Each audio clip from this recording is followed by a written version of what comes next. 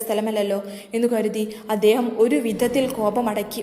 ബാക്കി കഥകൾ കേൾക്കാൻ ആകാംക്ഷാഭരിതരായി കാതു കൂർപ്പിച്ചു നിന്നു. സംഭ്രമജനകമായ ഒരു തുടർക്കഥയുടെ അടുത്ത അധ്യായം എന്നോണം ബാക്കി സംഭവങ്ങൾ വിവരിച്ചത് ബീവിയെ ഹദ്ദുകുഴിയിൽ നിന്നും രക്ഷിച്ച പ്രഭുവാണ്. പ്രഭു ഓരോന്നോരോന്നായി വിശദീകരിക്കാൻ തുടങ്ങി. പ്രഭുവിന്റെ സംഭാഷണത്തിൽ നിന്നും ആസുറ ബി മരിച്ചിട്ടില്ലെന്ന് വ്യക്തമായി. അബ്ദുള്ള രാജാവിന്റെ മനസ്സിൽ സന്തോഷത്തിന്റെ 1000 വെള്ളിനിലാവുദിച്ചു. എവിടെയായിരിക്കും തൻ്റെ ബീവി? തുടർന്നുള്ള സംഭവങ്ങൾ കേൾക്കാൻ അയാൾ തിരക്കുകൂട്ടി. തൻ്റെ പുത്രനായ പിഞ്ചു പൈതലിൻ്റെ കൊലപാതകത്തിൽ സംശയിച്ച് ഭാര്യ ഇറക്കിവിട്ടതുവരെയുള്ള കഥയാണ് പ്രഭു പറഞ്ഞത്.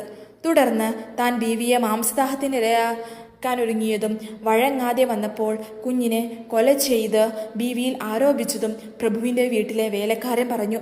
ഇതേവരെ കേട്ടുകേൾവിയില്ലാത്ത ക്രൂരതകളാണ് പലരും പറയുന്നത്. പലരുടെയും കണ്ണുകളിൽ നിന്നും കണ്ണുനീർ ഇറ്റി വീഴുന്നുണ്ട്.